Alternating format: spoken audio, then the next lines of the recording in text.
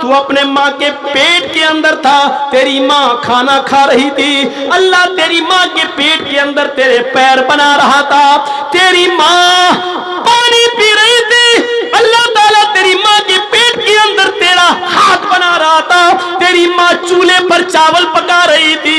अल्लाह तेरी माँ के पेट के अंदर तेरी आंखें बना रहा था, तेरी माँ सो रही थी, करवटें बदल रही थी, और अल्लाह ताला तेरी माँ के पेट के अंदर तेरा दिल बना रहा था, तेरा हार्ट बना रहा था। अल्लाह रब्बुल आलमीन कहता है फखलक़ फसव्वा, हमने बना सवा कर दुरुस्त भी कर दिया। वो टॉर्च जो तुम जमीन पे मारते हो तो उसकी रोशनी 100 मीटर से दूर नहीं जाती है, 200 मीटर से दूर नहीं जाती है। चाहे कितनी तेज स्पीड की टॉर्च हो, 1 किलोमीटर 2 किलोमीटर से ज्यादा उसकी रोशनी नहीं जाती है। अल्लाह ने तुम्हारे दिमाग में, तुम्हारे भेजे में, तुम्हारे मस्तिष्क में हजारों तारों का कनेक्शन डाला और तुम्हें 2 चमकते हुए ट्यूबलाइट, तुम्हें टॉर्च दे दी, आंखें दे दी, जिसमें 1 सेकंड के अंदर 9 करोड़ 30 लाख मील की ऊंचाई पर चमकने वाले सूरज को देख लेती हैं, 2,40,000 मील की ऊंचाई पर लटके हुए चांद को देख लेती हैं। मेरे भाइयों, वो अल्लाह ये कैसे बर्दाश्त करेगा, उसकी गैरत ये कैसे गवारा करेगी? ये सारे काम मैं रहमे मादर में मैं करूं, माँ की पिस्तान में दूध के सुराख में पैदा करूं, बच्चे के लीवर को हजम करने वाला दूध मैं दूं, बच्चा दुनिया में आए उसके लिए रोशनी सूरज की शक्ल में मैं दूं, उसके लिए ऑक्सीजन हवा की शक्ल में मैं दूं। लेकिन जब बच्चा दुनिया में वजूद में आ जाए तो कह दो ये बरेली वाले ने दिया है, ये कछोचा वाले ने दिया है, ये फुलवारी वाले ने दिया है, ये बाबा की करामत है, ये बाबा का दिया हुआ है। मेरे भाइयों, आप अपनी बीवी की इतनी सी गैरत बर्दाश्त, बेगैरती बर्दाश्त नहीं कर सकते हैं तो अल्लाह ताला ये कैसे बर्दाश्त करेगा? सब कुछ करूं मैं, तू मैं रहमे मादर में पानी के कतरे से लेकर 2.5 किलो का 3 किलो का बच्चा मैं बनाऊं अपनी कारीगरी, और जब पैदा हो जाए तो उस पर टाइटल दूसरे का लगाया जाए, गैर का लगाया जाए। मेरे भाइयों, ये बिल्कुल अल्लाह रब्बुल आलमीन इस बेगैरती को बर्दाश्त नहीं करेगा। इसीलिए फरमाया, लोगों मेरे पास गुनाहों का समंदर भी लेकर आओगे तो मैं माफ कर दूंगा, लेकिन शिर्क लेकर आओगे तो मैं माफ नहीं करूंगा। शिर्क करने वालों को डायरेक्ट मैं जहन्नम के अंदर डाल दूंगा, क्योंकि मुशरिक ने मेरे मुकाबले में दूसरा खुदा बना लिया था, मुशरिक ने मेरे मुकाबले में दूसरे को अपना लिया था, मुशरिक ने मेरी ताकत के बराबर दूसरे में ताकत तस्वुर कर ली थी। मैं बेटा बेटी देने वाला हूं, मुशरिक ने यही ताकत दूसरे के अंदर भी मान ली थी, इसलिए मैं इसको कभी नहीं बख्शूंगा, कभी नहीं जन्नत में जाने दूंगा, इसको हमेशा जहन्नम में ही जलाऊंगा। मेरे प्यारे साथियों, अल्लाह रब्बुल आलमीन शिर्क बर्दाश्त नहीं करता। हमें सोचना है, ये गौर करना है, ये मजहब अल्लाह ने हमें दिया है, शीतल छाया में आओ इसके। इसलिए दुनिया की हर किताब पढ़ जाइए आप, तौहीद कहीं खत्म नहीं हुई है, तौहीद कहीं खत्म नहीं हुई है। बाइबल पढ़ो, there is no god but god is only one, एक ही है दूसरा नहीं है। देयर इज नो गॉड, कोई खुदा नहीं है, बट है ओनली वन, एक ही अल्लाह, दूसरा नहीं है ही नहीं कोई। तौरात पढ़ो, यहूदियों की किताब तौरात पढ़ो। मूसा अलैहिस्सलातो वस्सलाम एक जंगल में जा रहे हैं और एक बुजुर्ग को देखते हैं कि वो अल्लाह की इबादत में लगा है। मूसा अलैहिस्सलाम ने पूछा, कब से अल्लाह की इबादत कर रहे हो? कहने लगा, जब से होश संभाला। कहा, क्या तमन्ना है? उसने कहा, मेरी तमन्ना यह है कि मेरी मुलाकात मूसा अलैहिस्सलाम से हो जाए। मूसा अलैहिस्सलाम हंसकर कहने लगे, मैं ही मूसा हूँ। उसने कहा, किताब दिखाओ तौरात। मूसा ने किताब दिखलाई, वो ईमान ले आया, फिर इबादत में लग गया। मूसा अलैहिस्सलाम ने कहा, तुम जंगल में अल्लाह की इबादत में लगे हुए हो, मुझे कोई काम बताओ, तुम्हारे लिए कोई जरूरत हो तो। कहने लगा मूसा 2-3 दिन से कोई खाना लेकर नहीं आया, चलो बगैर खाने के तो मैं जिंदा रह लूंगा, लेकिन प्यास बहुत लग रही है। मेरे लिए कोई पानी लाया करता था, आज तो पानी भी नहीं आया। आए मूसा तुझे कहीं पानी मिल जाए तो ले आ। मूसा अलैहिस्सलाम के पास पानी का प्याला था। ये कुरान नहीं है, हदीस नहीं है, तौरात कह रही है। तौरात जैसे मैं वेद पढ़ता हूं वैसे तौरात भी पढ़ के बता रहा हूं। मूसा अलैहिस्सलाम के पास पानी का प्याला था, पानी का प्याला लेकर जंगल में ढूंढने लगे, लेकिन पानी नहीं मिला। कुआं तलाश करते, कुआं नहीं मिला। तलाश करते करते करते करते जरा शहर की आबादी के बाहर निकल गए, पानी मिल गया। पानी लेकर आते थोड़ी देर हो जाती है, उस बुजुर्ग में और मूसा के दरमियान 100 कदम का फासला रहता है। वो बुजुर्ग चीख कर कहता है मूसा जल्दी आ, मेरी हलक सूख चुकी है, मेरा गला सूख चुका है, मुझे पानी पीना है। मूसा अलैहिस्सलाम ने अपनी स्पीड बढ़ाई, उस बुजुर्ग से कहा लो मैं पानी लेकर आ गया। उस बुजुर्ग को सहारा दिया, पानी का प्याला उसके हलक तक ले गए, उसके मुंह तक ले गए, लेकिन जैसे ही पानी का प्याला उसके होंठ तक जाता है उस बुजुर्ग की रूह निकल जाती है, बुजुर्ग का इंतकाल हो जाता है। मूसा अलैहिस्सलाम देखते हैं इतनी मेहनत से मैं पानी लेकर आया और पानी ये पी भी नहीं सका, होंठ तक ले गए, किसका इंतकाल हो गया। अल्लाह को ऐसा नहीं करना चाहिए। एक बंदा जिंदगी भर उसकी इबादत करता रहा, लेकिन आज उसने एक घूंट पानी पीने का भी मौका नहीं दिया अपने बंदे को। उठते हैं, पानी का गिलास उठाकर जमीन पर पटक देते हैं प्याला और कहते हैं अल्लाह ये तेरा न्याय, ये तेरा जजमेंट, ये तेरा इंसाफ सही नहीं है, माफ कीजिएगा। ये मैं नहीं कह रहा हूं, तौरात के अंदर ये जुमले लिखे हुए हैं, और किसी भी जुमलों को हुबहू वैसे ही बयान कर देना ये गलत नहीं होता है। मूसा अलैहिस्सलाम के बारे में तौरात कहती है कि मूसा ने अल्लाह से कहा ये तेरा इंसाफ समझ में नहीं आया, इस बंदे ने जिंदगी भर तेरी इबादत की, सजदा किया, रुकू किया, और आज तूने उसको 2 घूंट पानी भी नहीं पीने दिए। अरे उठा लेता लेकिन पानी तो पी लेने देता। आवाज आती है अरे मूसा मैंने उस बंदे को क्यों उठाया ये तुम नहीं जानते, तुम तो आज उस जंगल में पहुंचे हो, आज से पहले उसने तो जब से होश संभाला तब से वो मेरी इबादत कर रहा है। आज तक उस जंगल में उसको खाना कौन खिलाता था, कहा अल्लाह तू। आज तक उस बंदे को पानी कौन पिलाता था, कहा अल्लाह तू। कहा आज तक उस बंदे को खिलाने पिलाने वाला मैं था, लेकिन आज मैंने अपने बंदे को इसलिए उठा लिया है कि आज 2-3 दिन से मैंने पानी उसको नहीं दिया, 2-3 दिन से खाना नहीं दिया। तो आए मूसा जब जिंदगी भर में खिलाता रहा, जिंदगी भर में पिलाता रहा, खाना में देता रहा, पानी में देता रहा, लेकिन आज मेरे बंदे को जब प्यास लगी तो उसने पानी मुझसे नहीं मांगा, तुझसे मांग लिया। आए मूसा मैंने इसलिए उसको उठा लिया क्योंकि उसने पानी का सवाल मुझसे नहीं किया, तुझसे कर लिया है। आए मूसा मैं दुनिया वालों को ये दिखाना चाहता हूं कि देखो मूसा जैसा एक नबी है जिसको मैंने तौरात दी है, लेकिन उसके अंदर इतनी ताकत नहीं है कि जब तक मैं ना चाहूं वो किसी को एक घूंट पानी भी पिला सके।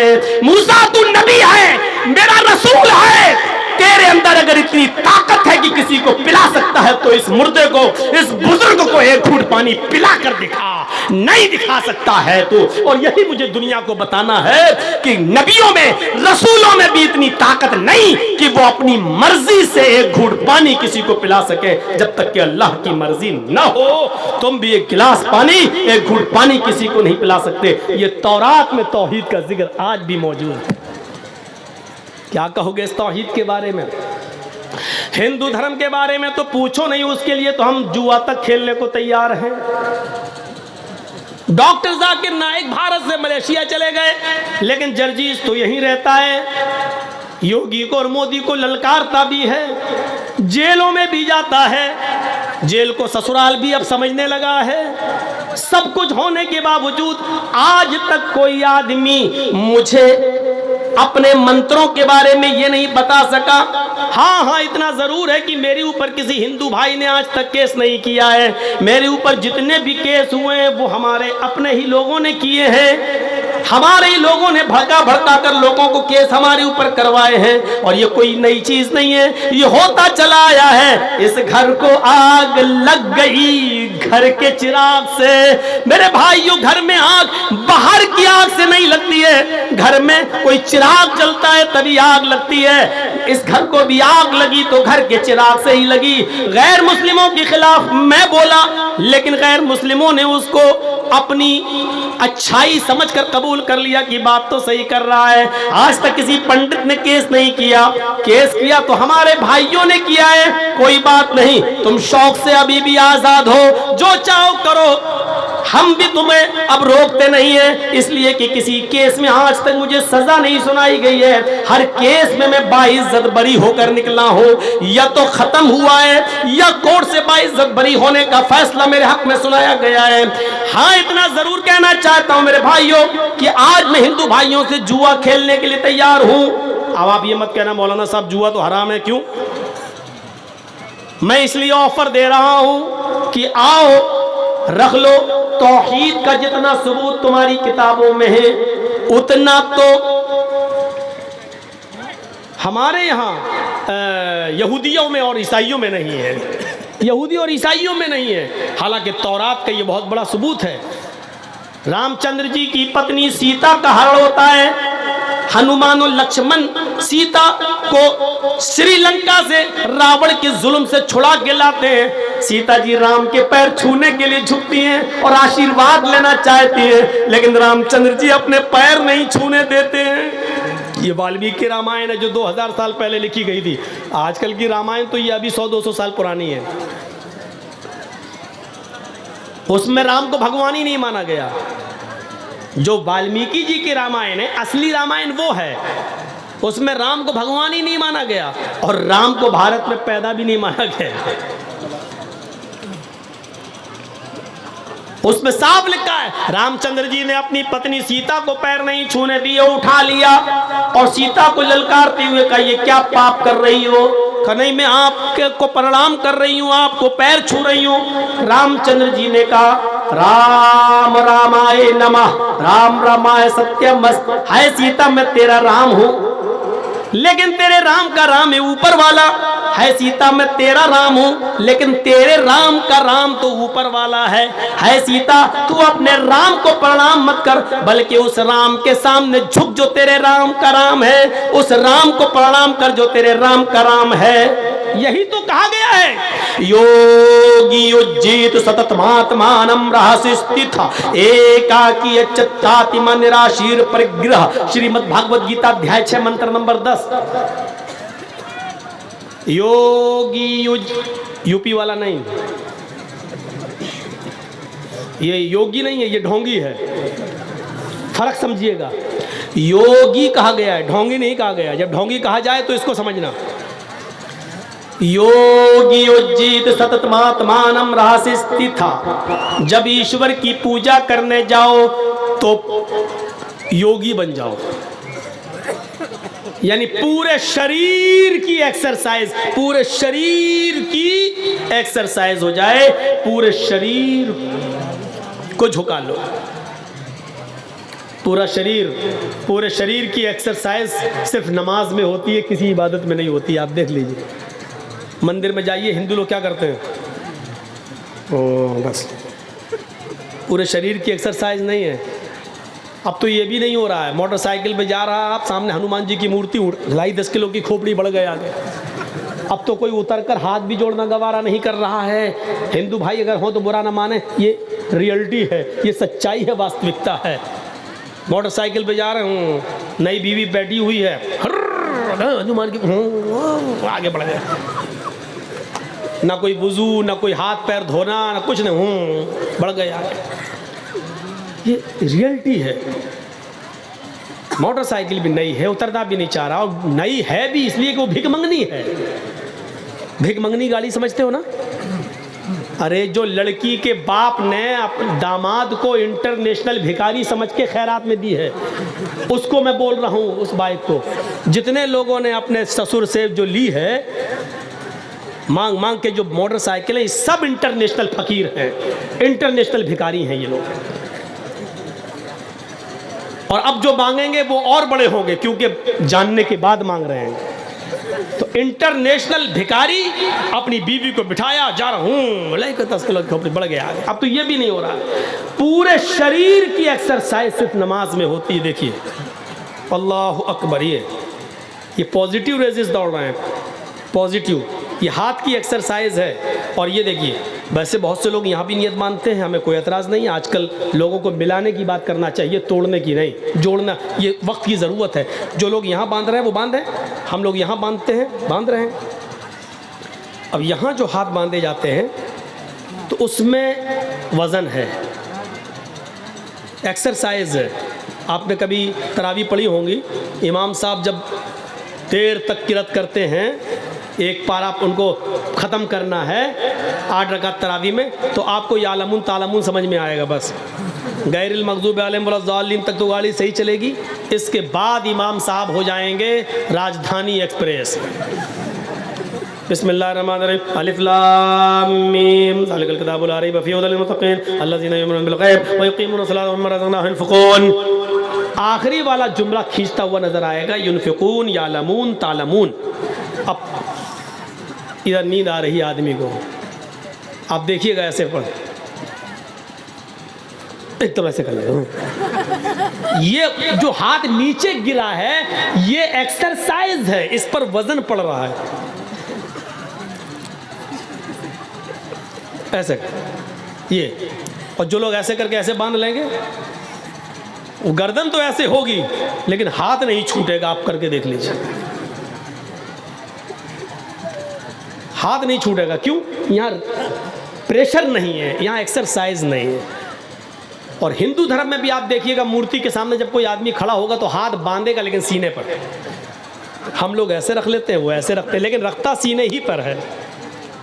ओम भूर्भुवः स्वः तत्सवितुर्वरेण्यं भर्गो देवस्य धीमहि धियो यो न प्रचोदयात्। ये दिल पे हाथ रखने का मकसद ये होता है कि हम दिल से क्षमा मांगने आए हैं, और जो भक्ति पूजा कर रहे हैं वो है प्रभु, हम दिल से कर रहे हैं। हम लोग भी हाथ सीने पर रखते हैं, उसका मकसद यही है, अल्हम्दुलिल्लाह रब्बिल आलमीन, अल्लाह मैं दिल से गवाही देता हूँ कि सारी तारीफ तेरे लिए है। और रहमान रहीम, अल्लाह हम दिल से गवाही देते हैं कि तू बड़ा मेहरबान निहायत रहम करने वाला है।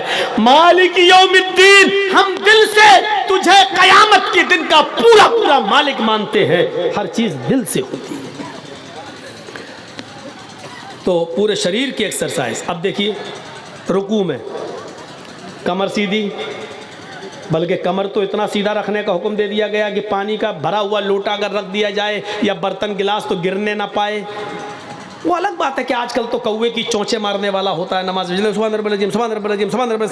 अल्लाहु अकबर, वो कौवे की चोंचे आजकल मारी जा रही हैं। एक बार मैं बंगाल में कहीं नमाज पढ़ने के मस्जिद में गया तो मैं वुजू बना रहा था, एक बंगाली बेचारा आदमी आया और मेरे सामने बैठ गया पास में, कहता मौलाना साहब जमात खड़ी, कितनी रकात हो गई है?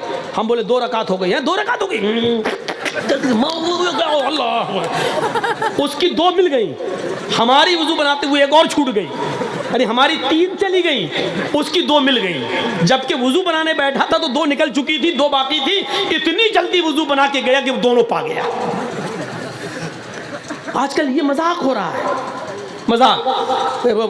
ऐसे करके जल्दी से गया, जल्दी से एकदम गया, वुजू बना के चला।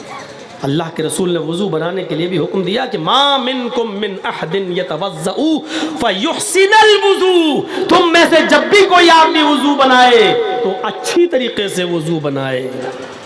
अच्छी तरीके से वुजू ये होता है दाहिने हाथ की उंगली बाएं हाथ में और बाएं हाथ की उंगली दाएं हाथ में, ये खलाल हो, ऐसे हाथ धुलना है, ये हो, फिर ये और फिर जब आप कुल्ला करें और नाक में पानी डालें तो एक ही चुल्लू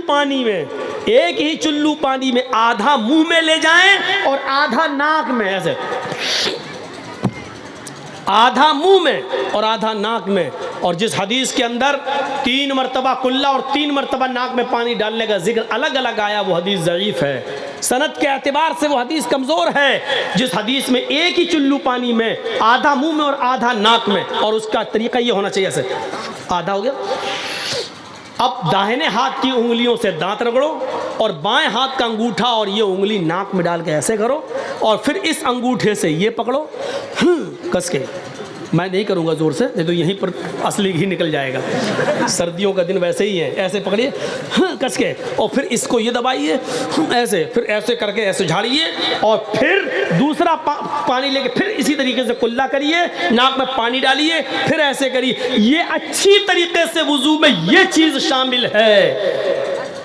मैं समझता हूँ कि 95% आदमी सही वुज़ू नहीं बना रहा है। अल्लाह रब्बुल आलमीन हमें शरीयत के मुताबिक वुज़ू बनाकर नमाज पढ़ने की तौफीक अता फरमाए। तो मेरे भाइयों, बात आगे निकल गई। योगी उज्जित सतत महात्मानम रहस्य था, पूरे शरीर का योग, पूरे शरीर की एक्सरसाइज हो जाए। अब देखिए, रुकू में बिल्कुल पानी का बर्तन गिरना ना पाए। समय अल्लाह लिमन हमीदा, फिर अल्लाहु अकबर कहकर सजदे में जाइए। आप जब सजदे में जाएंगे तो आप जब सजदे में सर रखेंगे तो ब्लड का सर्कुलेशन पैर में नसों के द्वारा आते आते आपके हार्ट और गर्दन से होते हुए पूरा ब्लड का सर्कुलेशन आपके दिमाग में पहुंच जाएगा। वो सर और वो आपका दिमाग जो 24 घंटे में आपके खड़ा रहने की वजह से ब्लड का सर्कुलेशन जो आपके दिमाग तक दिन भर में नहीं पहुंच पाता, वो 5 वक्त की नमाजों में आपके दिमाग तक पहुंच जाता है और आपकी दिमाग की सारी नसों को ताजगी बख्श देता है। डॉक्टर मोरिस बुकाय, अमेरिका का बहुत बड़ा डॉक्टर गुजरा है, उसने लिखा है कि अगर मुसलमान 5 वक्त की नमाज में वैसे सजदा कर ले जैसे किया जाता है, नबी ने बताया है, तो ऐसे आदमी को ब्रेन हैमरेज की बीमारी कभी नहीं हो सकती है, क्योंकि उसके दिमाग में खून पहुंचता रहता है सजदे की वजह से। कितनी बड़ी मेडिकल साइंस है नमाज के अंदर। अगर आप नमाज को उसके तरीके पर पढ़ना शुरू कर दें तो अल्लाह की कसम बाबा रामदेव की सिखाई हुई एक्सरसाइज की जरूरत ही नहीं पड़ेगी। बाबा रामदेव ने खुद एक जलसे में, एक अपने हिंदू महासभा में कहा था कि नमाज खुद एक एक्सरसाइज है और मुसलमान अगर इस नमाज को पढ़ ले तो ये पूरी एक एक्सरसाइज है।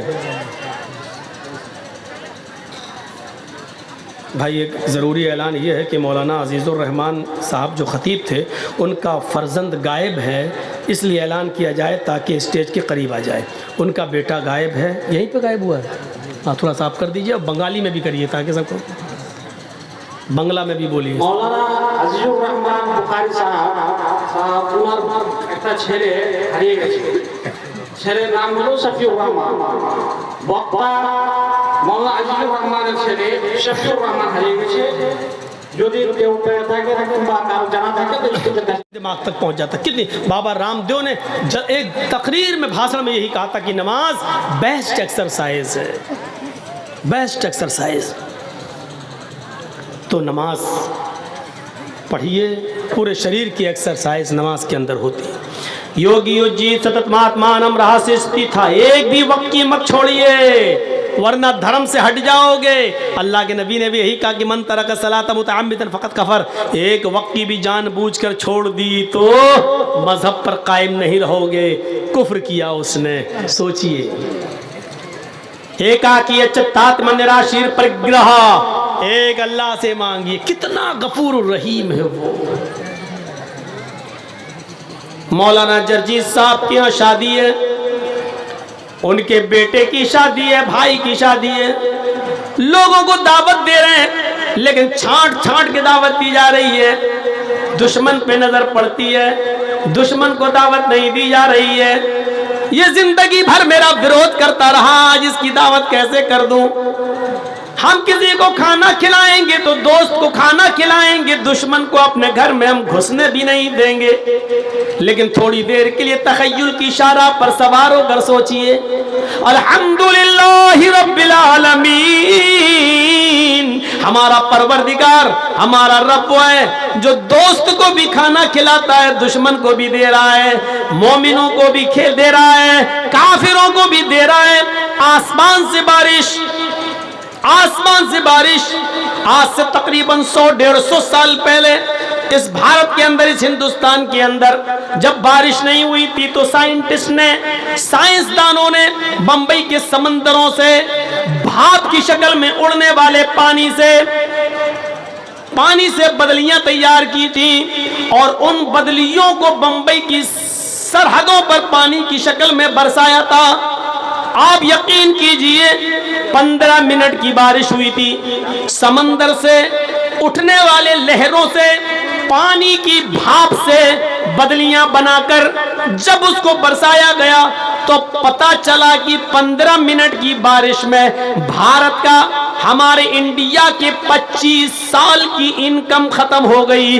25 साल पीछे चला गया। 25 साल का असासा, इंडिया की 25 साल की कमाई 10-15 मिनट की बारिश में बर्बाद हो गई।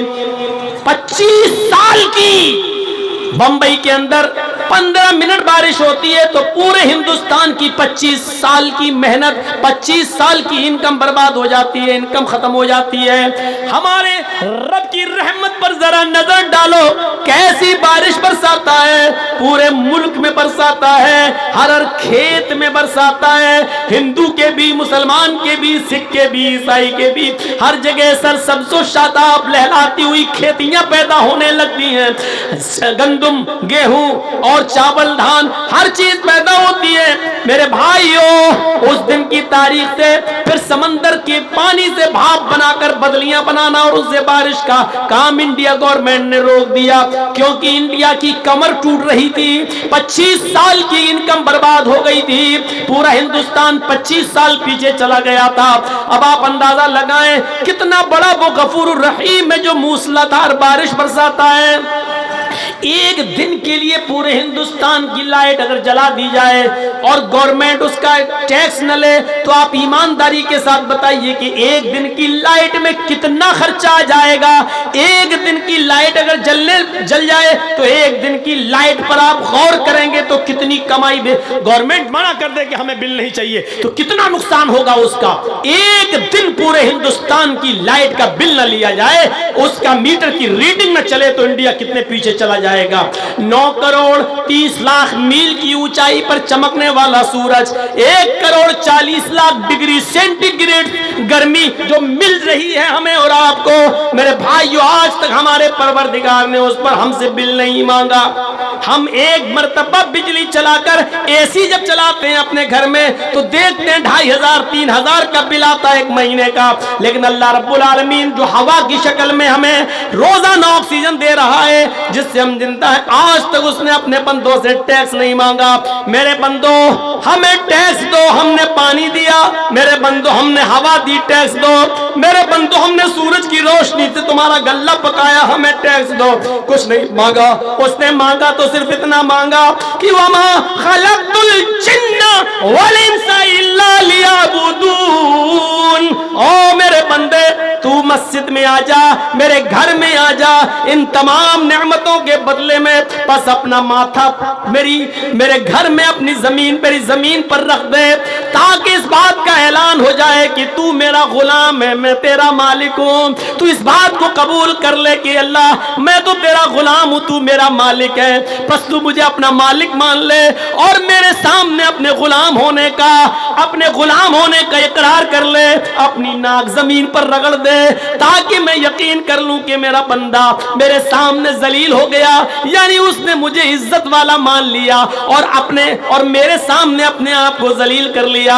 आए मेरे बंदो, तुम जितना मेरे सामने अपनी नाक रगड़ोगे, जमीन पर जितने सजदे करोगे, अल्लाह मुझे कसम है अपने इज्जत और जलाल की, मैं लोगों के सामने तुम्हें उतना ही महान बना दूंगा, मैं लोगों के नजरों में उतना ही तुम्हें इज्जतदार बना दूंगा। जितना तुम मेरे सामने जलील होगे और अपनी नाक रगड़ोगे, मैं लोगों के सामने तुम्हें उतना ही बाइज्जत कर दूंगा।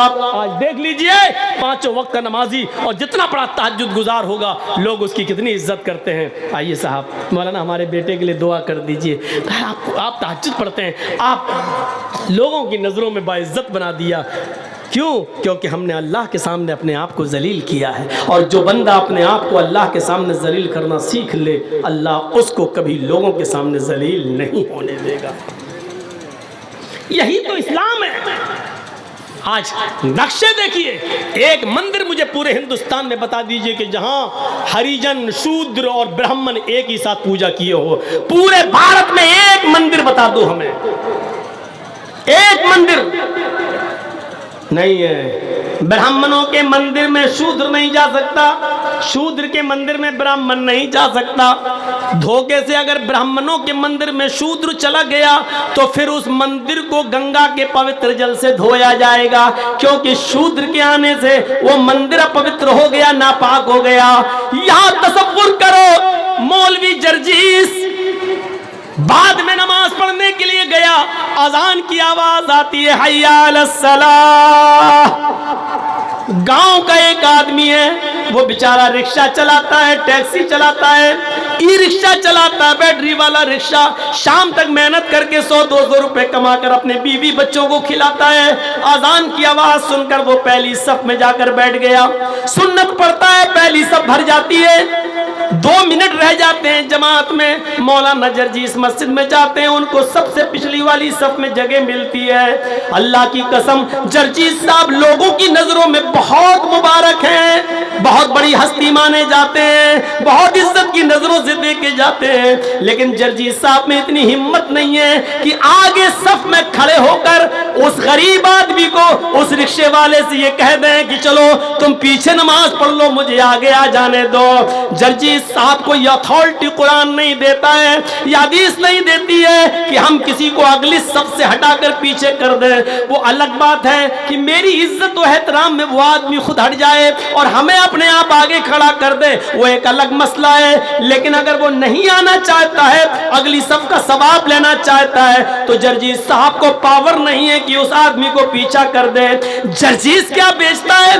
सऊदिया की सरजमीन पर अजान की आवाज आए, एक गरीब आदमी, सऊदी में रिक्शा चलाने वाला आदमी पहली सफ में जाकर बैठ जाता है। इमाम हरम के पीछे नमाज पढ़ेंगे, 1 रकात का सवाब 1 लाख रकात के बराबर है, और पहली सफ का सवाब तो और ज्यादा है। लेकिन अब सऊदिया का बादशाह आता है, उसको पहली सफ में जगह नहीं मिलती है। अल्लाह की कसम, सऊदी के बादशाह को भी ये पावर हासिल नहीं है कि अगली सफ से उस गरीब, उस टैक्सी ड्राइवर को, उस रिक्शा चालक को आगे की सफ से हटाकर पीछे खड़ा करके खुद आगे बढ़ जाए।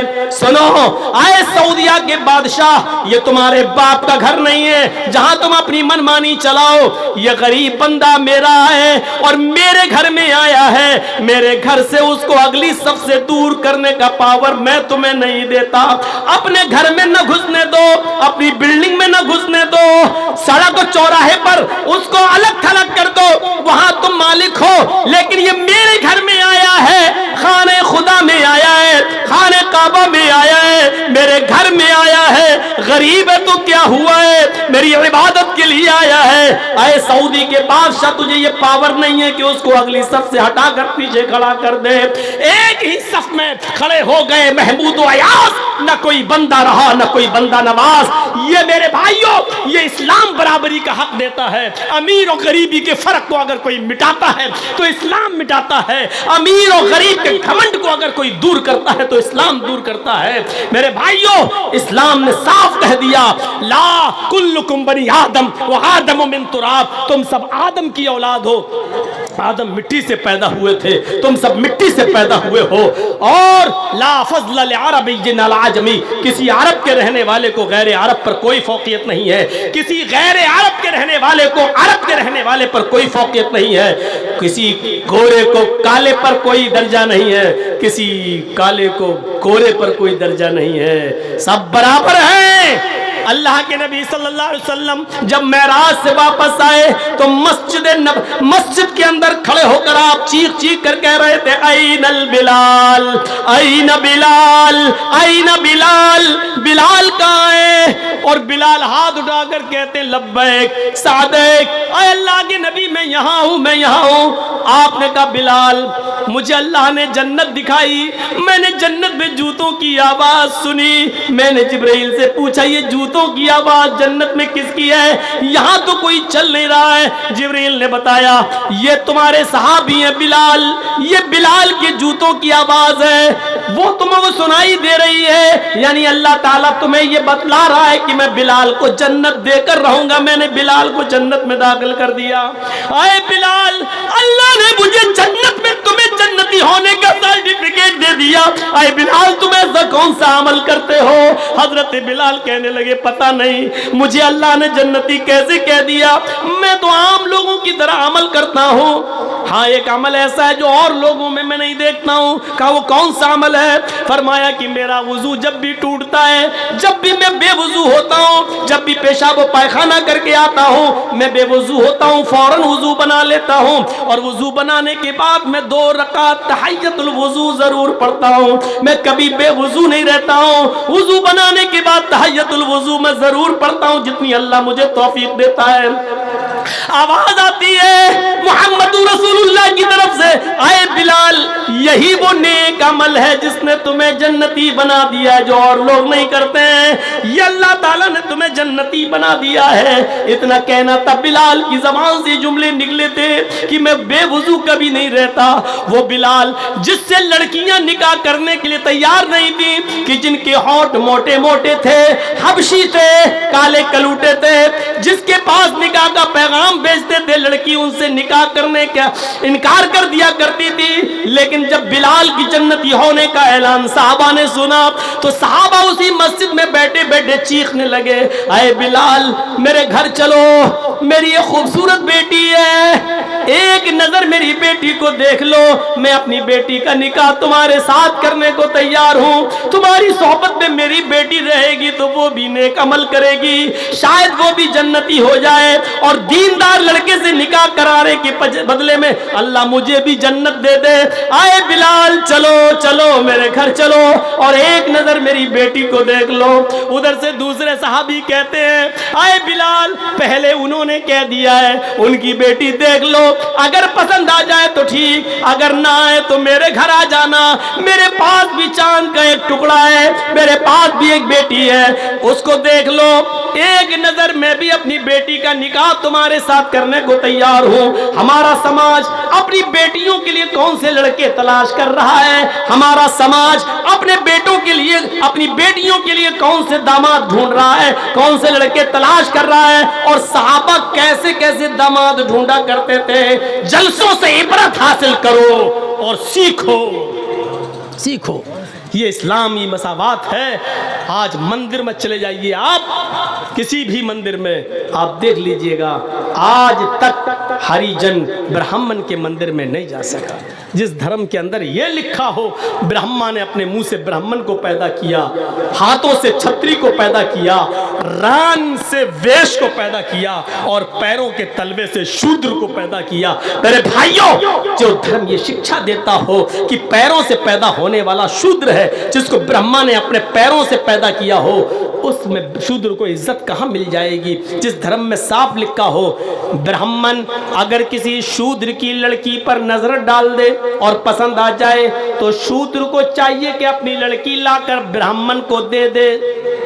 लेकिन अगर ब्राह्मण की लड़की किसी शूद्र को पसंद आ जाए और वो ब्राह्मण की लड़की पर गलत नजर डाल दे तो राजा को चाहिए कि शूद्र जिसने अपनी आंखों से ब्राह्मण की लड़की को देखा है उसकी दोनों आंखों में तांबा पिघला कर डाल दे, तेजाब पिघला के डाल के उसको अंधा कर दे। ये लिखा हुआ है। ब्राह्मण किसी गरीब की लड़की को देख ले शूद्र की तो शूद्र को चाहिए कि अपनी लड़की ब्राह्मण को दे दे, मौज करे, मस्ती करे। लेकिन शूद्र अगर किसी ब्राह्मण की लड़की को देख ले तो राजा को यानी उस इलाके के बादशाह को चाहिए कि उस शूद्र को पकड़ के उसकी दोनों आंखें फोड़ दे। ब्राह्मण वेद पढ़ सकता है बस, अगर शूद्र वेद को पढ़ ले तो उसकी जबान काट डालो, वेद छू ले तो हाथ काट डालो। अगर ब्राह्मण वेद पढ़ रहा है और शूद्र उसको सुन ले तो उसके कान में शीशा पिघला के डाल के उसको बहरा कर दो। ये शिक्षा हो जिस धर्म की मेरे भाइयों, वहां कहां पढ़ाई लिखाई आएगी, कहां इल्म का समंदर बहेगा। यहाँ कुरान, यहाँ अल्लाह के नबी को देखिए, फरमा रहे खैरुकुम मन तअल्लमल कुरान व अल्लमा, सबसे बेहतर लोग वो हैं जो कुरान को सीखते और सिखाते हैं। यहाँ अल्लाह के नबी फरमाते हैं तलबुल इल्म फरीज़तुन अला कुल्ली मुस्लिम, हर मुसलमान पर इल्म का हासिल करना फर्ज है। ये नहीं कहा खान इल्म हासिल करे, अंसारी नहीं। अंसारी करे, राजपूत नहीं, तेली नहीं। शेरशाहबादी करे, सुरजापुरी नहीं। सुरजापुरी करे, शेरशाहबादी नहीं। ये नहीं कहा, बल्कि क्या कहा, हर मुसलमान पर फर्ज है कि वो इल्म दीन हासिल करे। यहाँ ब्राह्मण को पढ़ने का हक है, शूद्र को नहीं। शूद्र अगर पढ़ ले तो जबान काट डालो, सुन ले तो कानों को बहरा कर दे, छू ले तो हाथ काट डालो। ये सूरत हाल है हमारी। तो अल्लाह ताला शिर्क बर्दाश्त नहीं करता है। दूसरी चीज, इस्लाम कभी मिट नहीं सकता है। तीसरी चीज, कुरान को कोई मिटा नहीं सकता है, चाहे कितनी ताकतें आ जाएं। और चौथी चीज, इस्लाम मसावात का दर्स देता है। यहाँ अमीर और गरीब दोनों को बराबर का हक हासिल है।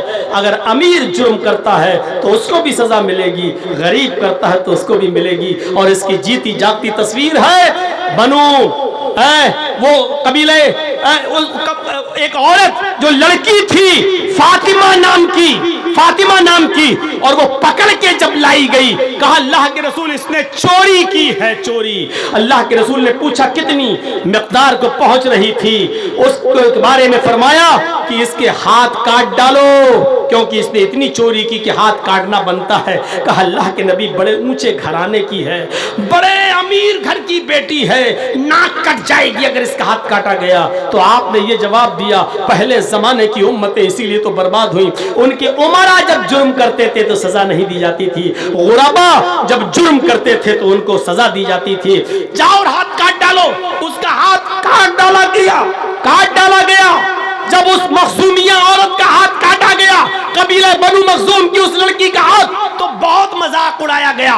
सहाबा भी कहने लगे अल्लाह के नबी सुना नहीं जा रहा है, लोग इतना मजाक उड़ा रहे हैं कि देखो मोहम्मद बड़े बड़े अमीर घराने की बेटियों का भी हाथ कटवा देता है। अल्लाह के नबी ने जो जवाब दिया था वो जवाब आज भी हदीस की किताब के सफ़े पर ये लिखा हुआ है कि तुम उस फातिमा की बात कर रहे हो, लौ अन्ना फातिमा बिन्त मोहम्मद सरक़त लक़तअतु यदहा, अगर उसकी जगह पर मेरी अपनी बेटी फातिमा होती तो मैं अपनी बेटी फातिमा का हाथ भी काट डालता।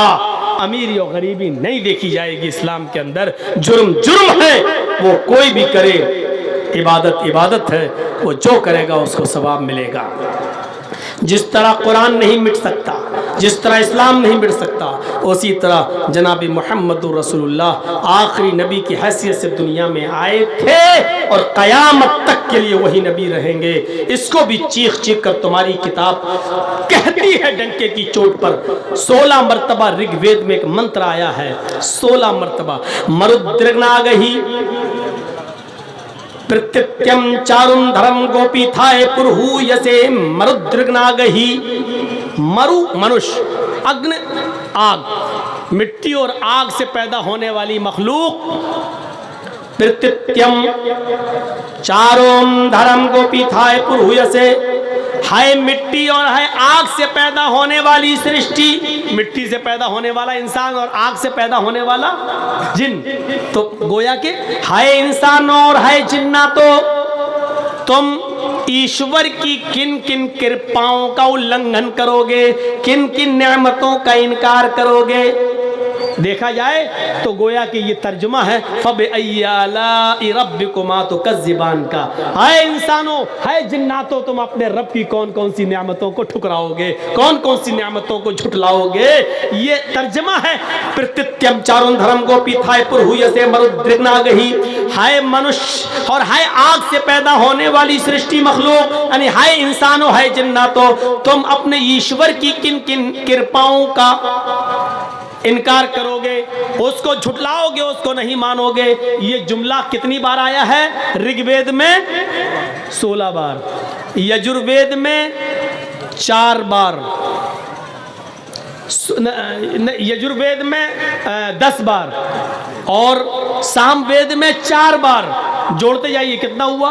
16 ऋग्वेद में और यजुर्वेद में 10 बार, 16 और 10 26, और 4 बार सामवेद में। 31 और एक बार अथर्ववेद में। तो ऋग्वेद, यजुर्वेद, सामवेद, सब चारों वेदों को मिलाकर कितना हो गया? 31। इसके बाद लिखा हुआ है यही मंत्र 31 बार जिस किताब के अंदर आएगा वो किताब अंतिम पुस्तक होगी, वही किताब सत्य होगी और वही किताब आखिरी किताब होगी, वो ईश्वर की तरफ से नाजिल की हुई किताब होगी। ये एक बार मंत्र अथर्ववेद के बाद ये लिखा हुआ है कि जिसमें 31 बार ये मंत्र मिल जाए उसी किताब को तुम आकाशीय ग्रंथ मान लेना। आइए ये 31 बार का जुमला देखिए, सूरह रहमान पढ़िए, एक एक करके गिनिए तो 31 बार ये जुमला सूरह रहमान के अंदर आया है। फबिअय्यि आलाइ रब्बिकुमा तुकज़्ज़िबान। फिर एक आयत पढ़िए, फबिअय्यि आलाइ रब्बिकुमा तुकज़्ज़िबान। जब आप गिनती गिनेंगे तो पूरी सूरत के अंदर ये जुमले 31 बार आए हैं। और हिंदू धर्म की किताब कह रही है जिस किताब में 31 बार ये मंत्र आएगा, ये आयत आएगी, वो आखिरी किताब होगी और वो आसमानी किताब होगी, वो सच्ची किताब होगी। मेरे भाइयों, इस मंत्र ने क्लियर कर दिया हिंदू धर्म की इस किताब ने कि कुरान ही आखिरी किताब है और ये कयामत तक लोगों के लिए राह हिदायत बनकर आई है और हिदायत की वाज़ेह निशानियां इस कुरान के अंदर मौजूद हैं। मेरे भाइयों, और इस मंत्र को पढ़ने वाला आखिरी नबी होगा, उसके बारे में भी कह दिया गया, वेदाहामित पुरुष महानिमादित्य वरु तपस प्रस्ताद यन्नियाय वेदाहामित पुरुष। अहमद नाम का एक पुरुष आएगा, वेद अहमद पुरुष, अहमद नाम का एक आदमी आएगा, पुरुष इंसान होगा, महान इमादित्य बहुत बड़ा महान पुरुष होगा, उसके बराबर कोई दूसरा नहीं होगा। महान इमादित्य वरुण तपसा, ईश्वर का अल्लाह का बहुत ही ज्यादा नाम लेने वाला होगा। तपसा, बहुत ही ज्यादा नाम लेगा, तपस्या करेगा, अल्लाह का नाम हर वक्त लेगा, ईश्वर का नाम। आप गौर करके देख लें, अल्लाह का नाम अल्लाह के नबी ने हर वक्त लिया। सुबह सोकर उठ रहे हैं तो अल्हम्दुलिल्लाहिल्लज़ी अहयाना बअदा मा मातना व इलैहिन नुशूर, अल्लाह का नाम। वुजू बनाने के लिए बैठे तो बिस्मिल्लाह, अल्लाह का नाम। वुजू बनाकर फारिग हुए तो अशहदु अल्ला इलाहा इल्लल्लाह, अल्लाह का नाम। मस्जिद के लिए कदम रखते हैं, अल्लाहुम्मा इफ्तह ली अब्वाब, अल्लाह का नाम। नमाज पढ़ने के लिए खड़े हो रहे हैं तो अल्लाहु अकबर, अल्लाह का नाम। सलाम फेर रहे हैं तो अस्सलामु अलैकुम व रहमतुल्लाह, अल्लाह का नाम। जब तक मस्जिद में बैठकर वजीफे दुआ पढ़ रहे हैं तो अल्लाह का नाम। मस्जिद से निकल रहे हैं तो अल्लाहुम्मा इन्नी अस्अलुका, अल्लाह का नाम। घर में दाखिल हो रहे हैं तो अस्सलामु अलैकुम व रहमतुल्लाह, अल्लाह का नाम। खाना खाने बैठते हैं तो बिस्मिल्लाह, अल्लाह का नाम। खाना खा के फारिग होते हैं तो अल्हम्दुलिल्लाह, अल्लाह का नाम। छींक आती है तो कहते अल्हम्दुलिल्लाह, अल्लाह का नाम। सामने वाला छींक कर अल्हम्दुलिल्लाह कहता है तो उसके जवाब में यरहमुकल्लाह कहते हैं, अल्लाह का नाम। मेरे भाइयों, कपड़ा पहनते हैं तो अल्लाह का नाम। छत पे या पहाड़ पे चढ़ते हैं तो अल्लाहु अकबर, अल्लाह का नाम। ऊंची जगह से नीचे उतरते हैं तो अल्लाह का नाम। मेरे भाइयों, अगर सर में दर्द या बुखार आ जाता है तो अल्लाहुम्मा शफी अंत शाफी ला शिफा इल्ला शिफाउका शिफा ला युगादिरु सकमन, ये दुआ पढ़ते हैं तो अल्लाह का नाम। यहाँ तक कि खाना, यहाँ तक कि पेशाब और पायखाना करने जा रहे हैं, लेटरीन के लिए जाते हैं तो अल्लाहुम्मा इन्नी अऊज़ु बिका मिनल खुब्ज़ि वल खबाइस, उधर भी अल्लाह का नाम। किसी से दुआ सलाम करते हैं तो अल्लाह का नाम। मुसाफा करते हैं तो यगफिरुल्लाहु लना व लकुम, अल्लाह का नाम। मेरे भाइयों, सुबह उठे थे तो अल्लाह का नाम लेकर, यहाँ तक कि अब बिस्तर पे सोने जा रहे हैं, अगर कभी अपनी बीवी से मिलने की जरूरत पड़ती है, मियाँ बीवी के ताल्लुकात हैं और इस्लाम के तालीम की रोशनी में उसको जायज भी कहा गया है। अपनी बीवी से अगर मुजामियत कर रहे हैं, सोहबत कर रहे हैं, हम बिस्तरी कर रहे हैं तो उधर भी अल्लाह का नाम। अल्लाहुम्मा जन्निबना शैतान व जन्निब शैतान मा रज़क़तना, ऐ अल्लाह, शैतान से हमारे बच्चे को दूर रखना, उसके असर से महफूज रखना। शैतान कहीं कचौका लगाकर हमारी बीवी के अंदर बच्चा जो पैदा हो उस पर अपना असर न छोड़ दे। अल्लाहुम्मा जन्निबना शैतान व जन्निब शैतानी मा रज़क़तना।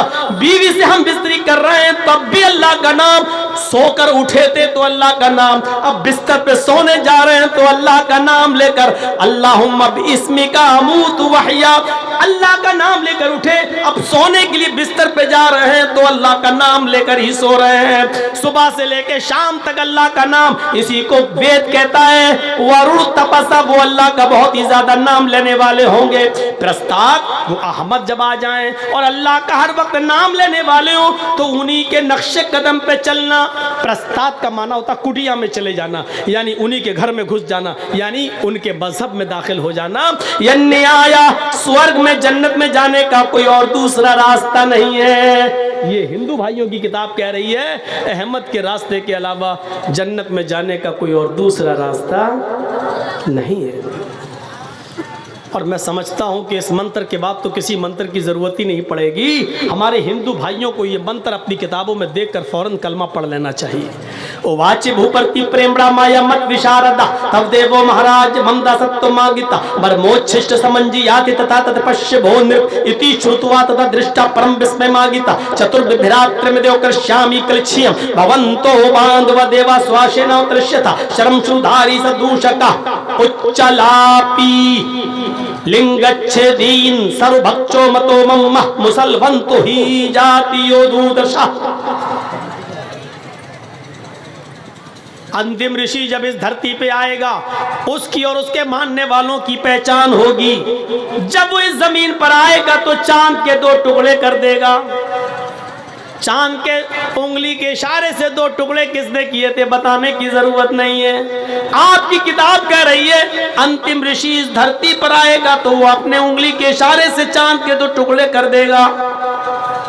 जब वो इस धरती पे आएगा तो उसकी और उसके मानने वालों की पहचान ये होगी शर्म शुरूधारी, सबकी सब लंबी दाढ़ी रखने वाले होंगे लेकिन दाढ़ी में गांठ नहीं लगाएंगे। बहुत से पंडित लोगों को देखो, सिखों को देखो, दाढ़ी में गांठ लगा लेते हैं ऐसे, और सर के बाल ऐसे उठा के जूड़ा इतना बड़ा रख लेते हैं। कभी कभी देखो तो लगता है नारियल का गुच्छा देखने में। तो वो लंबी दाढ़ी रखेंगे लेकिन दाढ़ी में गांठ नहीं लगाएंगे। सदूषका, सर के पूरे बाल जब छिलाएंगे तो टिक्की नहीं रखेंगे। ये बहुत से हिंदू भाई जब बाल छिलाते हैं तो ये टिक्की रखते हैं, छोड़ देते हैं, क्योंकि शंकर जी की चोटी से, शंकर जी की टिक्की से गंगा जमुना निकली है।